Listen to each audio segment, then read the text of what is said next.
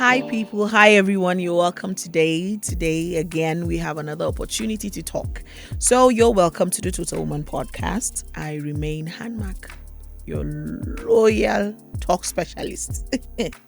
Okay, it's nice to hear you, or it's nice to be heard by you. So, I would like to continue from where we stopped, which was family, right? Talking about family being part of the deterrence of purpose. So, you see, last time we defined family as descendants of one and the same ancestor. Today, I want to redefine family. Remember I said there are plenty ways to define family, but we want to streamline it as it pertains what we're talking about. And today, one of the definitions of family I want to talk about is the foundational units of society, right? So take note. Last time we talked about 5 different ways that family can interfere with purpose, which is the familial interactions. We talked about expectations, limitation of perspective, and others. So going back now, want to see, okay, how then do you surmount those challenges that family pose to you? And it has already affected you as a person. Hence, you're unable to attain purpose. And because you're unable to attain purpose, you don't even realize that you're not there yet. So you hold on to the hurdles you're having to jump, and at those little hurdles here and there constitute mental barriers, emotional barriers, psychological barriers, spiritual barriers, because it interferes with your traditions, our cultures, our expectations, our perspective, which is intellectual barriers, actually. So putting them all together, the question then is, if family is supposed to be the bedrock of society, if family is the foundational unit of society, how then do we weaponize this unit to make sure that you attain purpose, not just as a deterrent to purpose, but that you actually attain purpose by virtue of the family, right? Good. So what then will be our redefinition of family, and the one we would love to aspire to?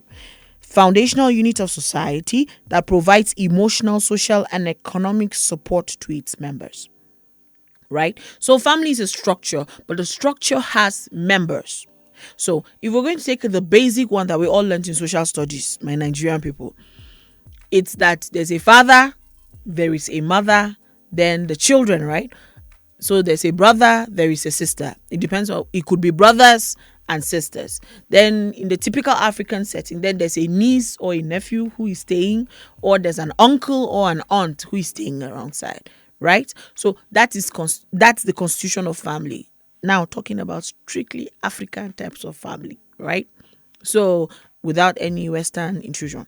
Right. So if that is what it is, and so it now has members, we have a father, mother, constituting what? Parents. We now have brothers and sisters, siblings, right? So what is the expectation, right, for each member? What roles do they play in our lives, and what roles do they eventually play in helping us attain purpose?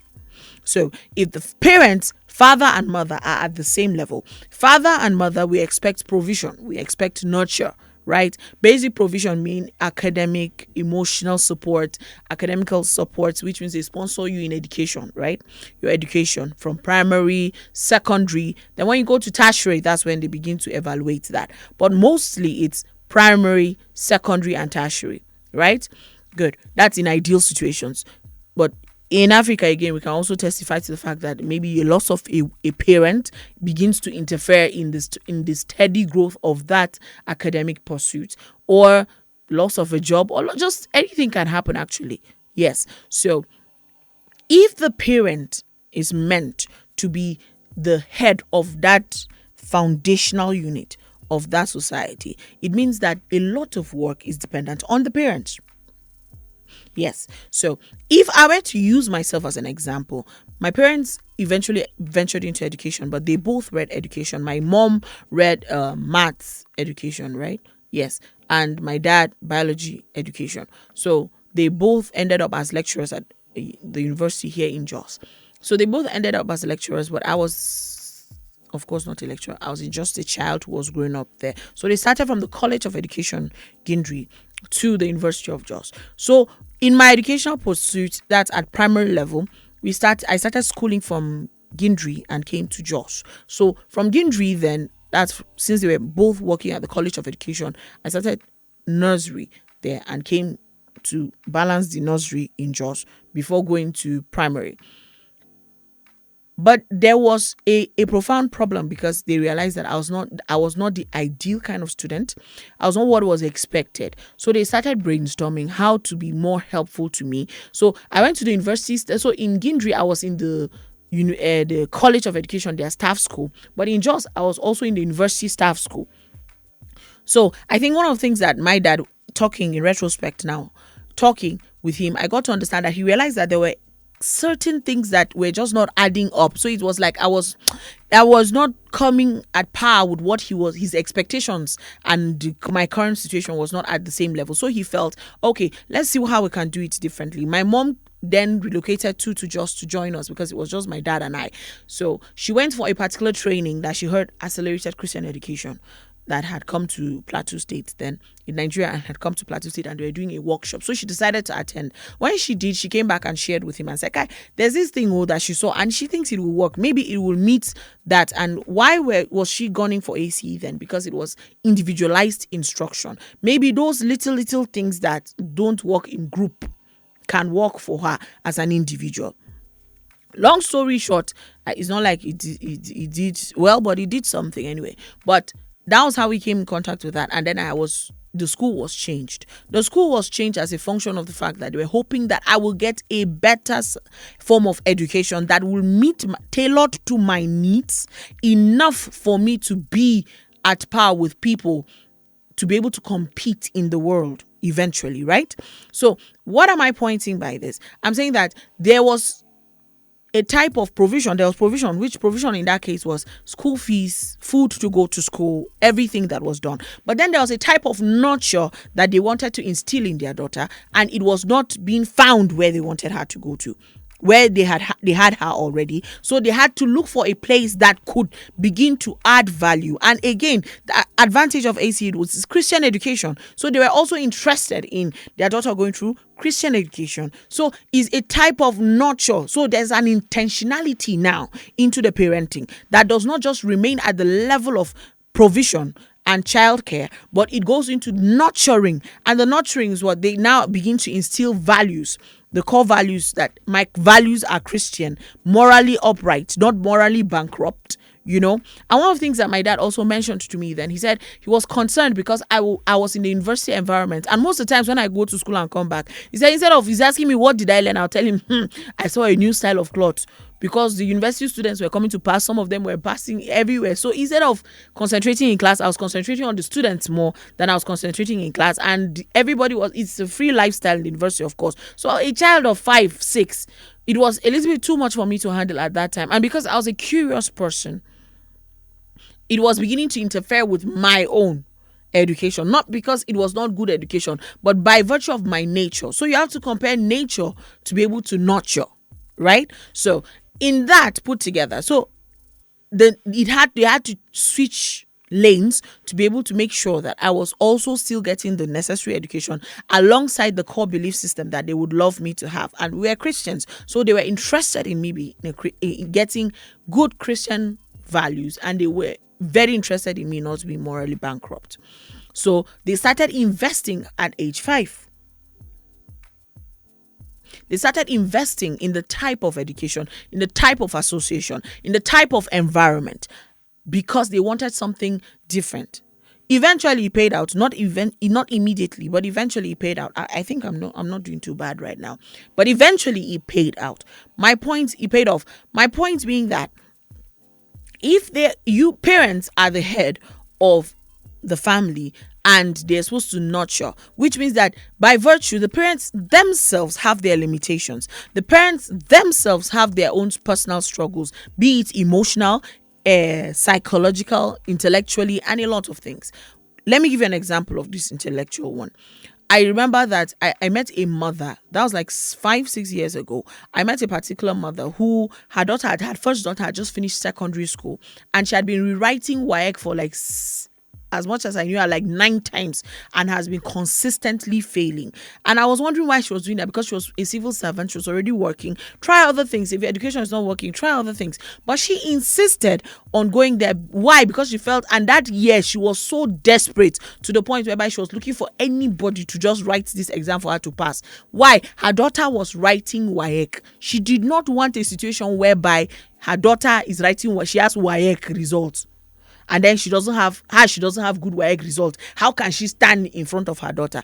And I said, no matter what your daughter attains in life, you have to realize that you have to sponsor it. So you're already above. And should there be competition between parents and children? No. But those are examples of toxic situations that we find in some families, that eventually they are the problem, that the child at the end of the day shrinks from purpose. You cannot shine. You want to be less version of yourself, so you don't intimidate your mother. And that's terrible. Why should I be afraid of intimidating my parents? Every parent should want his child to be better than him. Which takes me to the next thing, the growth mindset. The nurture, you're willing to nurture in your child, nurture your child to full potential. That is parenting, right? Then there is the growth mindset that every parent should have, that I keep evolving. I don't insist that because in my time in 1962, this was what was obtainable, then this child of mine would have to operate at the level of 1962. The environment has changed. Trends have changed. Do you know the computers that were used in 1962? Can you compare them with what we have? Gadgets. Do you understand? If they had told somebody in 1962 the kind of gadgets that we're using now, they would have thought it's witchcraft. But yet, we're there. So if we're not open-minded enough to accommodate a growth mindset that will bring us to the place where we can genuinely nurture and be secure in ourselves and make sure that we communicate appropriately, so that our limitations do not become the limitations of our children, but rather our limitations become the pedestal where they spring forth from. My mom challenged me. She said she wants me to go to the highest level of education, and I told her that's not for me. She said she wanted me to do PhD. She wanted me to go and do masters and then go and do PhD. I tried to even switch, but it's just not working for me. That was not how I wanted to handle it. But that was what she wanted, because she felt, no, what she was unable to achieve on her own, she would like that her daughter surpasses her. And I felt it was a good dream. It was just not mine, but it was a very good dream, and I admired her for that, right? So my point is, how then, if the parent are the custodians of the children, right, and the parent constitutes the limitation of the child because the parent cannot see beyond himself because of a lack of growth mindset, because the parent himself is emotionally unavailable due to the trauma in his past, so he has decided to lock up, so he cannot pour, because you can't give what you don't have. So he can't even pour into the child so that the child becomes self-sufficient enough to be able to dare to thrive, right? So what then becomes of us? Growing up, my dad was the role model for me. My number one role model in life was my dad. And my dad did not believe in impossibilities, right? So whatever you're telling him as a problem, he is providing, saying, okay, let's see how we can navigate. He's not even afraid of failure. So I was privileged to have a father who nurtured and was not afraid for you to tell him, I think this is wrong, I think that is wrong. Then the question is, how many parents can actually tolerate their children telling them the decision you took here was actually wrong? I think what you said here was wrong. I think what you said here, and actually be willing to discuss. It's not obtainable by Nigerian parents. But you see, those little adjustments that we do to perspective, those little adjustments that we do to mindsets, eventually open us up enough to have an environment, to build an environment for our offspring to be even better than us and thrive far beyond our expectations. But you have to be intentional enough to create such environment that nurture provision, nurture, and a growth mindset. Critical keys to the environment whereby you're able to build this person up. You know, when you go to a bar and you find guys talking. One of the things that they want to go to look for when they go to the bar to look for a girl to hang out with her or spend the night with, one of the things they're looking for a woman with daddy issues. So it's like those girls that are become so desperate that they leech on you simply because you know that part of their problem is daddy issues. Daddy ran away, daddy was not available, daddy was also there. In reality, they're not looking for a boyfriend, they're just looking for a replacement for the father and still looking for the attention from their father that they never got. So they're now trying to replace the man to the father, and the man takes advantage of it because now he has an advantage over the woman, which I understand your problem and I understand your weakness, so I am here as long as I get what I want and I get out. So eventually they leave the children more damaged than they even met them, and the issue has still not been solved. So if families are more intentional now in nurture, are more intentional in provision, are more intentional in creating environments that grow us morally, spiritually, mentally, educationally, you understand? If we're able to inculcate all of that, you suddenly realize that some problems that children have is automatically solved just by being at home. Problems that they could possibly encounter are automatically solved just as being around their parents because they're sure to answer. No pressure. But well, we know our African parents, it's all about you need to make it. The reason why you're going to primary school is so that you can do well and go to secondary school. The reason why you're going to secondary school so that you can pass with WAEC or NECO and JAM, also that I can go to a good university. And the whole concept is get a good course that is marketable so that you finish and then you go to civil service, right? So it's the one thing that our culture muzzles is creativity. You dare not think outside the box. You are either a doctor, an engineer, a lawyer, a nurse, I'm talking about the premium courses now. So some of the other courses are laid back. I realized lab scientist is actually coming up. Microbiology is actually coming up too. Oh, pharmacy. You need to study pharmacy so that you can, come up and the ranks and those big courses. So when you have courses like zoology, that hopefully your dream is to open a park, will bring animals, partner with National Geographic to bring something into Jones that families can go, and then a reserve, a game reserve that people can come. We used to have those. We have Wildlife Park, we had Yankari Game Reserve, we have Obudu Cattle Ranch. That was somebody's idea, right? So imagine that you have a child who's already thinking that. Shouldn't you want to nurture that creativity? No, keep quiet. Just learn this math first. Yes, because I noticed that. No, stop daydreaming. Concentrate on it. You have a problem with quadratic equations. Is there no balanced approach that can be brought to all of that? You nurture this one to be thriving as you teach the person that you need a form of education so that you can be able to pursue all of that put together. All I've been saying all this time, you realize that families play a major role in development and socialization of individuals from childhood through adulthood, as well as in a transmission of cultural values, beliefs, and traditions, right?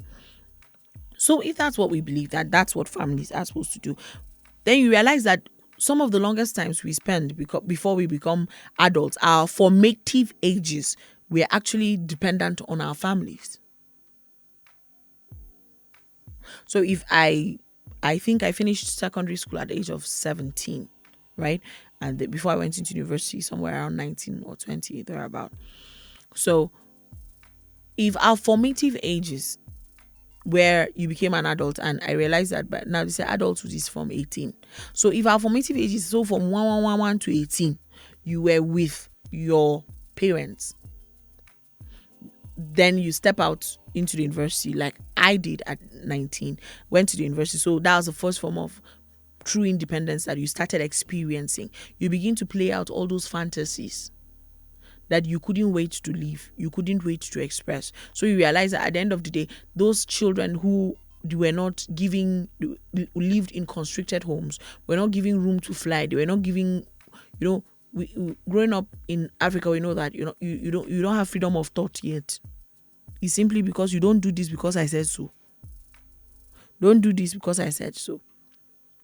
So, but then growing up, I remember that one of those times we used to have family meetings in my house. So we came for a family meeting and my dad said, I don't understand. I'm seeing a lot of things. You're doing this, Jan Mark, this person is doing this one, this person is doing this one. He was calling things and we said, yes, we know what we're doing. He said, is he right? We said, no, he's not right. But just that you were not allowing us to do some certain things. So we decided to withdraw and just be ourselves and just do our thing ourselves and just ignore you and all that. And he said, wow.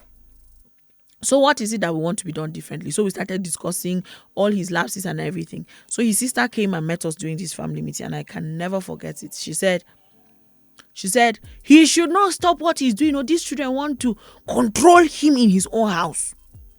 He is the person that owns this house and it is his money. After all, he's feeding them, he's giving them food, he's clothing us. He should not allow himself to be controlled by his children. I think till he died, that particular sister and some of his siblings felt that he was controlled by us he was controlled especially by me because he was somebody who would always hear you out before he would discuss and find a lasting solution to it. So as far as we're concerned, you were less a parent because you listened to your children. You were less a parent because you had discussions. You were less of a parent because you factored in your child in your decisions. But I felt that was very nice. So guess what? Because I enjoyed that and I felt it gave me individuality of opinion and it gave me freedom of expression and allowed me to come into my own by myself and to be fully supported by my parents. I realized that when I became a mother, it was easier. So now I don't discuss things with my children like, come here, do this. I usually would have a conversation like, okay, I need people to go home and take care of yourselves. Go and eat. And then make sure are you coming home with homework? No. Okay, yes. Okay, if you have, then go and do your homework before you watch cartoons. But if you don't have, go and watch cartoons. But make sure you eat well and I'll see you later. Mommy, where are you going to? I'm going for a meeting here. From then, I'll have to go and see grandma and I have 2 people to see. So I think I'll be coming late. But take care of yourself and don't give problems to the people taking care of you. Is that okay? Yes. Bye, darlings. Bye. I love you, mommy. I love you too, baby. And walk away. And this conversation I'm talking about is with my 3-year-old sons. And I realized that the more I communicated, the more I tried to have those conversations with them, they are becoming more settled. So their emotions are settled. They don't feel as if the mother wants to run away and go and spend some personal time. No, mommy has to go to work. My husband happens to be a doctor, so he was mostly not around at some point because he was quite busy. And was preparing for an exam. So the children just come home and they say, Daddy's not here again. Why? And he was getting very offensive. So at first I would tell my husband, please try and be coming on time. Figure out how to do this thing. And I was putting a lot of pressure on him. And I realized he was too pressured that he was just not settled. And so I said, okay, what then do we do? So I sat the boys down that day and I told them, I said, Daddy has to work. If Daddy doesn't work, you can't get all these things you're doing. So as much as we love you, we have to work to make sure that you're also provided for.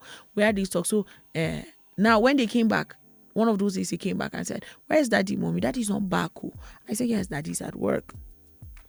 And they said, so Daddy has to go to work so that we can take Golden Morn. I said, yes. And milk. I said, yes.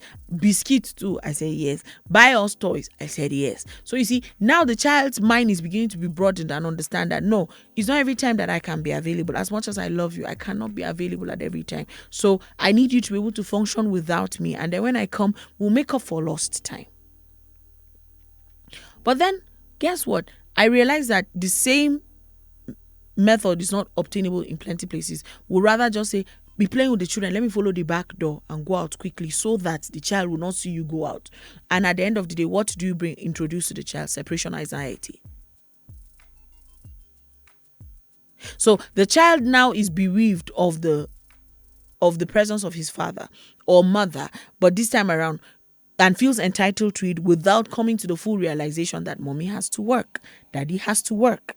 There is time for play. Hence, they go to school. Do you escort them to school? No. Do you stay with them in their classes? No. Eventually, they come into that by themselves. So even the absence of the parents are felt differently and are perceived differently, so we don't have a child who is emotional tank is empty because he feels his father is just intentionally not making out time for him. No. And the parents also begins to find time to make up, because it's the child's entitlement to spend time with his or her parents. But then you realize that we're going around with a lot of daddy issues and mommy issues, and some of them are just the simple understanding of absence. And then as we become adults, instead of being able to look at it from the adult perspective, to x-ray what happened in our childhood from the adult perspective, we decide to hold on to our trauma that came in as a lack of knowledge and miscommunication, and hold on to that thought of age 6, age 7, and it informs our principles now. My wife cannot work. One of us must be at home, and a lot of things. Yes, it functions somewhere, but some places are just not obtainable.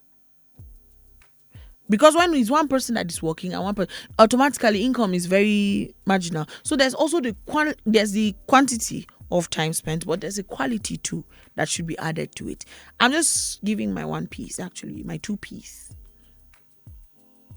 And I think if we're to begin to evaluate and check these things out properly, to be able to ascertain what exactly was or is not, do you understand? What actually happened that truly happened the way we saw it, or because of the attitude or our understanding, childlike understanding, that interpreted it wrongly for us. But you see, all of that, it can be settled if the parents are more intentional. So if the parents are the bedrock of all of that, and then there's also the fact that gradually the child becomes so familiar with the parents that does not realize that the parents should be the parents, no matter what, will not misguide you. But you see, the parents will not misguide you, would only be perceived right. And whatever you're telling the child will only be coming from the place of love, will only be perceived as right if your voice was already amplified in the ears of the child from upbringing. What you were not telling me at age 4, 5, 6, 10, 12, and you suddenly want to be part of the decisions I take at 18, 20, 22, you're thoroughly misguided. And guess what? Whatever voice, if you're not the voice in your child's ear, the friends are the voice in the child's ear, the aunties, the uncles, would not necessarily the kind of attitude or the attributes or belief systems that you want to inculcate in your child. So eventually, guess what? The family that is supposed to build the child becomes the same place that becomes toxic, that the child can't wait to get away from. And at the end of the day, guess what? Nobody loves like a mother. Nobody would love like a father. Nobody's willing to sacrifice to that extent. Nobody's willing to invest to that extent. I don't know. This is, like I said, this is just my two piece. And I think when I evaluate it with my life, putting it in together, I realized that some of the things that have shaped me and made me a better version of myself are the intentionalities that my parents inculcated in my upbringing, in investment in my education, investments in creating an environment that enabled and supported growth and pushed the fact that they were willing to discuss, that even their failures were open for discussion. Not that parents are right, but we're open for discussion, and we were able to map out ways to come out of different situations because of open communication, open channels of communication, that nobody was oppressed. And I think most of the times we don't understand that families can be very oppressive. So I would love us to, this conversation is deep, right? It's getting very deep, right? So I'd like you to hear feedback, how either your family nurtured you or your family is the reason why you're in the quagmire you found yourself, because you felt that they could have done better. And maybe we can be helpful to reach out to us on our social media platforms at the Total Woman Podcast on Facebook and on Instagram. Please, we would really love to hear from you. And above all, we wish you well. This is not to give you tools to criticize your parents, but to help you understand the upbringing. And sometimes they are also replaying the trauma they also experience. And whatever you're unable to overcome, you cannot give what you don't have until you overcome before you can impart, right? So that we are able to extend grace to our parents. And maybe now, those conversations we do not have, we can have those conversations openly and heal from them, so that we now have a nurturing environment, that a place where we can call home. that it is truly our bedrock. And it's able to, families now begin to propel us into full actualization of purpose and support us thoroughly and through it. Thank you for listening. And I remain your girl, Hanmak. Thank you. See you next time. Bye.